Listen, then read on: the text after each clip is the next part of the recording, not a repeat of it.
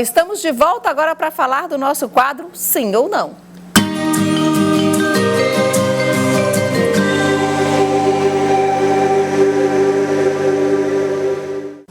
E hoje nós vamos falar aqui no nosso quadro Sim ou Não sobre dúvidas de doenças respiratórias que são mais comuns nesse período de BR-Obró, ou seja, esse período aqui de muito calor. Então, para nos ajudar a esclarecer todas essas dúvidas, nós vamos contar aqui com a participação do médico Tiago Luiz Araújo, que ele é otorrinolaringologista, já está aqui com a gente.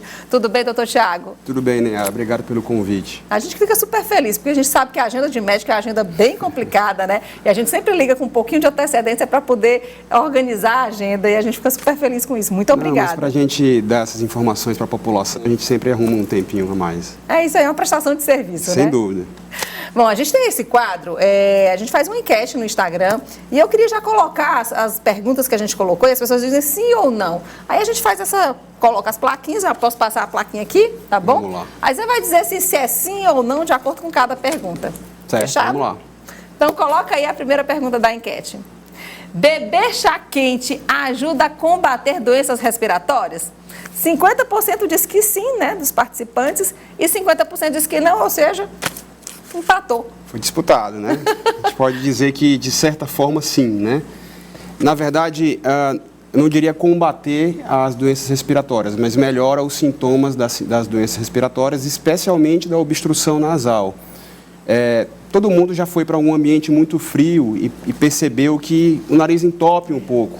Quem tem asma, por exemplo, percebe que pode ter um pouco mais de dificuldade de respiração. Isso porque o ar mais frio, assim como bebidas muito geladas, podem fazer com que a via aérea fique um pouco menor, mais estreita. Portanto, se estiver gripado, resfriado, com uma crise alérgica, né, se você tomar ali um chá quente, uma sopa quente, aquela canja da avó, da mãe, isso ajuda, sim, a melhorar um pouco os sintomas respiratórios, a deixar uma respiração um pouco melhor, porque, de certa forma, ajuda a desobstruir um pouco as vias respiratórias, especialmente as superiores. É verdade, eu sinto isso. Quando eu tomo um leite quente, um chá quente, já dá uma melhorada. Realmente. Nossos avós têm certa sabedoria essas dicas, né? É isso aí, é a sabedoria, né, da idade, então eles já têm muita experiência, né? Sem dúvida.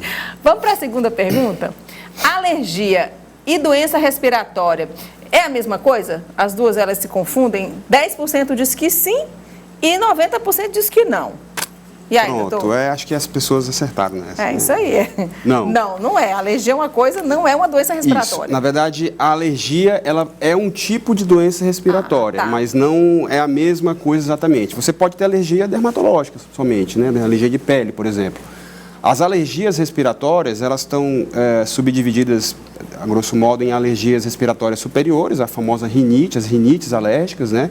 Muito comum, muito prevalente na população, e alergias respiratórias inferiores. Existe um tipo de asma, que é uma asma alérgica.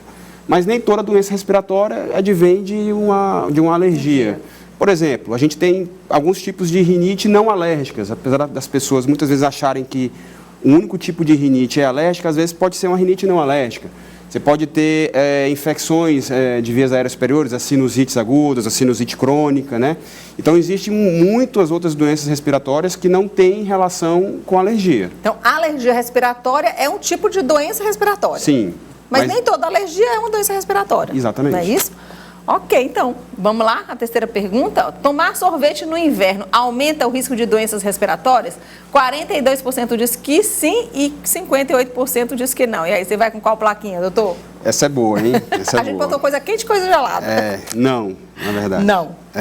É assim, existe de certa forma, um mito de que bebida gelada no inverno pode aumentar o risco de você ter alguma doença respiratória. Você vai gripar, não toma sorvete não, senão você vai gripar. Isso, na verdade, o que acontece é que no período de inverno, especialmente em estados onde o inverno é mais pronunciado, você tem queda das temperaturas, né? E o vírus de gripe, resfriado, isso foi uma preocupação lá atrás também no Covid, que acabou não se confirmando, ele se prolifera melhor em tempos mais frios e mais secos. Por isso a gente vai falar daqui a pouco do tempo seco também. Mas não seria o tempo úmido que propicia isso? Não, o tempo frio e seco propicia um pouco mais isso. É porque aqui em Teresina, na verdade, nós não temos um inverno bem, né? O que nós temos aqui é um período chuvoso. Que a gente chama de inverno, né? No Brasil, particularmente no hemisfério sul do mundo, as doenças respiratórias infecciosas, as gripes, os resfriados, elas costumam acontecer entre o período de abril, maio até agosto, que coincide com o inverno do Sudeste, né, de São Paulo, que é quando esses vírus circulam mais frequentemente. Por isso que a campanha de vacinação para a gripe, ela começa um pouquinho antes, ali em meados de abril, né, tradicionalmente em abril. Já se você for para o hemisfério norte, é um outro período do ano onde você tem essa maior circulação. Por quê? Porque esses vírus circulam com mais facilidade em períodos frios, em períodos mais frios do ano. E aí tem um segundo fator. Se a cidade for muito fria, né, se você tiver realmente um clima muito frio, as pessoas tendem a se aglomerar mais em ambientes fechados. E isso facilita a transmissão de doenças infecciosas, entre elas as gripes e os resfriados. Tem mais pergunta da enquete, gente? Bom, doutor, e como que a gente faz para evitar essas doenças e também para a gente encerrar aqui a nossa entrevista?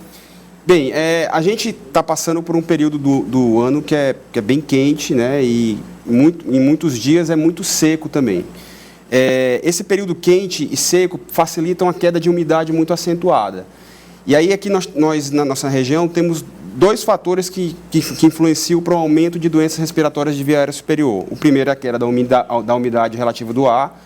A Organização Mundial de Saúde fala que a umidade relativa do ar abaixo de 30% ela já é perigosa para a saúde, especialmente porque as partículas alérgenas, né, os ácaros, a poeira e também os poluentes, né, ficam mais dispersos no ar quando você tem uma umidade mais baixa. E isso facilita, especialmente quem já tem doença respiratória.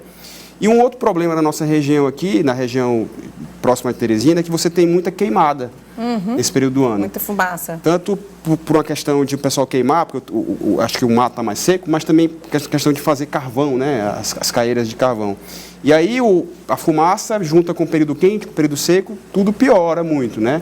Então você aumenta muito a ida ao consultório por doenças respiratórias, doenças por alergia ou não, ressecamento de mucosas, especialmente ressecamento nasal. O paciente chega e fala, eu estou com a garganta ressecada, eu acordo de manhã com a garganta ressecada, o nariz ressecado, sangramento nasal por causa disso. Então usar soro faz bem, né? Faz muito bem, mas eu sempre falo para os pacientes o seguinte, mais importante do que usar o soro do nariz ou comprar aquele soro na farmácia, existem alguns tipos de soro em gel que são muito, muito bons também, a principal recomendação para esse período do ano é aumentar a ingestão de líquido. Porque se você aumenta a ingestão de líquido, e vale qualquer tipo de líquido, você hidrata melhor as suas mucosas do corpo todo. Tanto mucosa de via aérea superior, mucosa de via aérea inferior, mucosa dos olhos. E essa hidratação da mucosa é o principal mecanismo de defesa do nosso organismo, né? Se você tem uma mucosa mais hidratada, você consegue proteger melhor, você consegue receber essas partículas que estão dispersas. O vírus já barra o vírus. Exatamente. Aqui. E a gente usando máscara agora também já ajuda, né? Ajuda muito, entendeu? Então, assim, é a principal recomendação. Lógico que tem outras, né? Usar soro no nariz, você pode usar alguns colírios lubrificantes nos olhos. Evitar a atividade física do período de 10 da manhã até 3, 4 da tarde, que realmente é muito quente. Nos dias que tiver uma umidade mais baixa, a gente hoje pode checar isso até num aplicativo de celular. Você pode colocar um umidificador de ar no quarto, especialmente quando você ligar o ar-condicionado. Se você não tiver como ligar um umidificador, você pode colocar uma bacia de água, uma toalha molhada. Né?